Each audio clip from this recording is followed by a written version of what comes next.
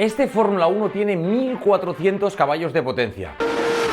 Eso es 400 veces más que los Fórmula 1 actuales. Se trataba de ingenieros que empujaban las máquinas más allá de los límites de la tecnología en ese momento, pero tenían un pequeño problema, y es que les encantaba explotar. Los turbos aparecieron de la nada en la Fórmula 1, os lo explico. Desde 1966 se permitía crear motores en cualquier formato, siempre que tuviese una capacidad máxima de 3 litros. Y los equipos utilizaron todo tipo de motores, 4 planos, 4 en línea, V6, V8, V16, de todo. Pero había una regla que ignoraban, que permitía motores de inducción forzada, aunque debían de tener menos de 1,5 litros de capacidad. Así que sí que estaban permitidos los turbos y los supercargadores, pero nadie los estaba usando. Seguro que conoces la magia que un turbo puede aportar al rendimiento, ya que probablemente tu coche de calle tenga uno. Y tampoco es que no fuesen populares en los años 60 y 70. Había coches de calle como el Oldsmobile Cat-Class Jetfire o el Chevrolet Corvair Monza Spider, ambos turboalimentados. Y también era muy común en la industria aeroespacial. Pero todos los equipos eligieron el formato más simple y liviano de los motores de aspiración natural de 3 litros.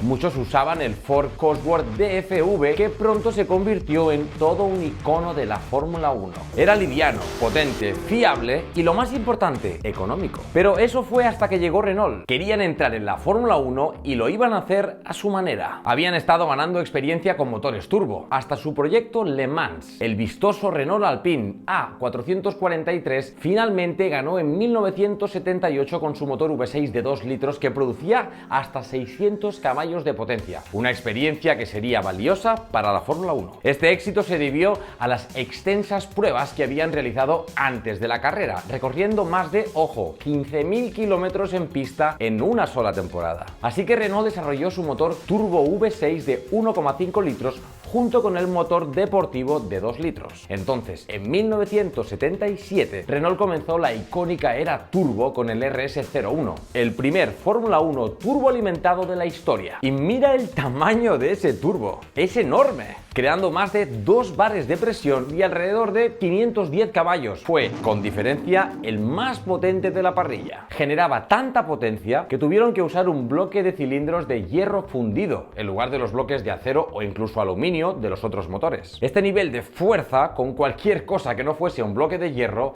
hubiese terminado en explosión segura. Y eso hizo que el RS01 tuviese sobrepeso, pero la potencia lo compensaba. Renault lo inscribió en el Gran Premio de Silverstone de 1977 y la verdad es que fue fatal. Era poco fiable, tanto que no terminó ni una sola carrera ese año. Y después de 2 años y apenas terminar una carrera, se ganó el apodo de la tetera amarilla, ya que muy a menudo producía una gran cantidad de vapor blanco saliendo por la cubierta del motor. Pero ese es el riesgo que obtienes cuando eres pionero en una nueva tecnología. Piensa que estaban haciendo funcionar los turbos a presiones que no se habían visto antes. Tanto es así que necesitaban un bloque especialmente reforzado e incluso así se agrietaban y desgastaban en el transcurso de un gran premio. Y con tanta presión de sobrealimentación, estás agregando mucho más combustible. Así que el calor se convirtió en un problema. En los entrenos, el Renault derretía a menudo sus pistones y válvulas. Y curiosamente, el problema del calor tuvo una solución de lo más extraño. Lo resolvieron agregando más combustible. Sí, en realidad estaban usando el exceso de combustible para enfriar el motor, lo que generó esas llamas tan características que salían por el escape. Esto se convirtió en un elemento básico de la era turbo. Y no me extraña, la verdad. ¿A quién no le gusta ver enormes llamaradas saliendo por el escape de un coche de carreras? Pero hacia el final de la temporada de 1978, tras un extenso desarrollo, el Renault dejó de explotar. Y en el Gran Premio de Estados Unidos en Watkins Glen ya fue el coche más rápido. La ventaja de potencia que tenía la aprovechaba sobre todo en los circuitos más rápidos. Y Watkins Glen era claramente rápido. Realmente no tiene curvas de baja velocidad y eso ayudaba aún más al Renault, ya que con esta gran configuración de un solo turbo tuvieron años de turbo lag. Déjame mostrarte algo. Es un gráfico de dinamómetro para una versión ligeramente posterior de ese coche, pero nos sirve. Entre 7 y 9.000 revoluciones el coche genera menos potencia que los motores atmosféricos de la parrilla y con su penalización de peso eso lo hace lento.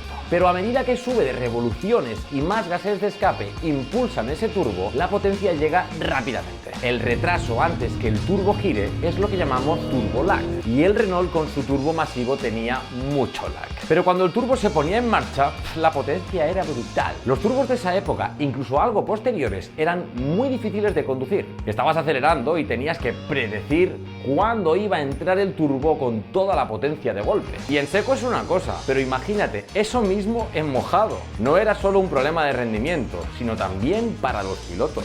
Ayrton Senna era famoso por pisar el acelerador durante la curva para mantener el turbo girando, lo cual mantenía la potencia disponible para la salida. Para Renault, el retraso crearía otro problema. Esa potencia bruta y tanto par motor a menudo destrozaban la caja de cambios. Pero volvamos a esa carrera en Watkins Glen. El Renault realmente no se adaptaba a las curvas de baja velocidad, pero a través de las curvas de velocidad media, los pilotos podían mantener las revoluciones más altas, lo que significaba que tenían más potencia en la salida. Watkins Glen era la pista perfecta para ellos y quedaron cuartos en esa carrera. Durante los siguientes años, el motor mantuvo su esencia, pero hubo una gran diferencia: la presión de sobrealimentación. Pero no puedes simplemente aumentar la presión de sobrealimentación sin que los motores exploten. A medida que aumenta la potencia, los componentes van llegando a su límite.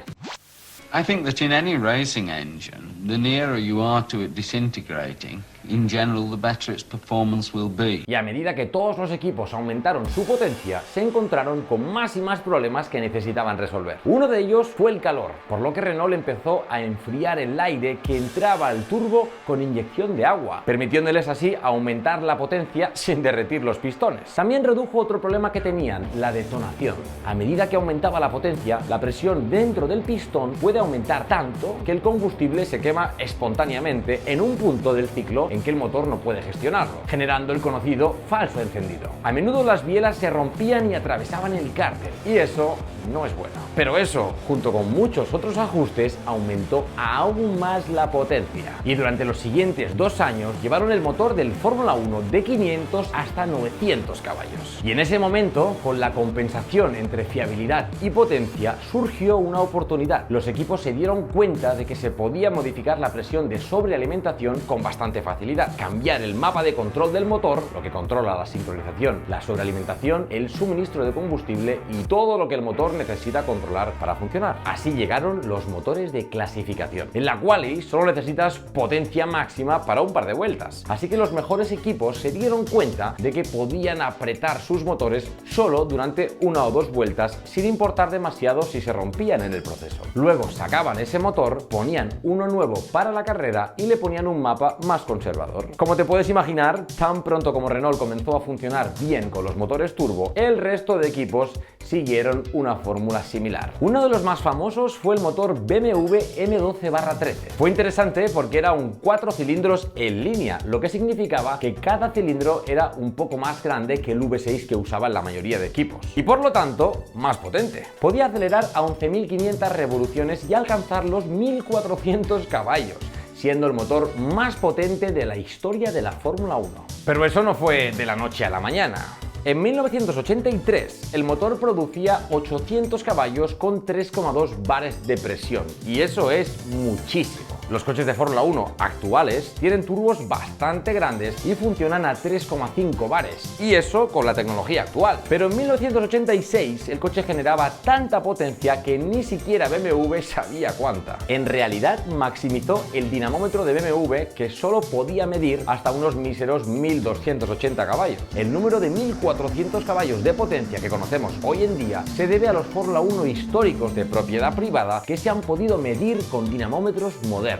Llegaron a esa increíble cifra de potencia después de 2 años de desarrollo con algunos de los mejores diseñadores de motores del mundo, pero también usando algunos truquillos de la vieja escuela. ¡Qué barbaridad, eh! 1400 caballos de potencia es mucho, incluso para los motores modernos de hoy en día, con las centralitas modernas que existen y las cajas de cambios con levas. Piensa que esos pilotos conducían estos aparatos de 1400 caballos y solo 600 kilos con cajas de cambio manual, pilotándolos a menudo con una sola mano y con neumáticos que no se parecen en nada a los que tenemos hoy en día. Eran auténticos héroes. Durante los siguientes años el desarrollo fue continuo e intenso. Los equipos empezaron a usar el tolueno, un combustible increíblemente tóxico que les permitió obtener aún más potencia de los motores, ya que podían aumentar la potencia sin hacer explotar los motores. Aquí tienes un vídeo que hicimos sobre el tema. Otro gran avance fue la reducción en el retraso del turbo. Todos los equipos intentaron diferentes formas de resolver el problema. Ferrari pasó a una configuración de doble turbo. Usaba dos turbos más pequeños que giraban más rápido, pero con un impulso máximo similar. Otros se quedaron con un turbo, pero usando turbos de geometría variable, que son súper inteligentes. Usaban estas paletas móviles para imitar esencialmente un turbo más pequeño, más bajo en revoluciones, con lo que conseguían menos retraso. Y luego imitaba un turbo más grande a revoluciones altas, lo que brindaba más potencia máxima. Lo mejor de ambos mundos. Estos turbos son relativamente comunes en los coches de calle de altas prestaciones. Como siempre, hubo batalla entre los legisladores, que intentaban reducir la velocidad de los coches por seguridad, y los equipos, que intentaban hacerlos cada vez más y más rápidos. Así que quienes dictaban el reglamento comenzaron por eliminar los repostajes durante la carrera y darles a los equipos un depósito de tamaño fijo para que tuviesen que gestionar el consumo. Eso resultó en que muchos coches se quedaban sin combustible en la última vuelta, pero como siempre, los ingenieros se reinventaron y comenzaron a enfriar el combustible para hacerlo así más denso y meter más cantidad en los depósitos de combustible. Entonces, al fallar en su intento por bajar las velocidades durante un par de años, la FIA redujo la presión de sobrealimentación máxima permitida cada vez más, hasta que el turbo fue finalmente prohibido en 1989. Y eso trajo la siguiente era épica de la Fórmula 1, la de la suspensión activa. Aquí tienes nuestro vídeo sobre el tema. Muchas gracias y hasta el próximo vídeo.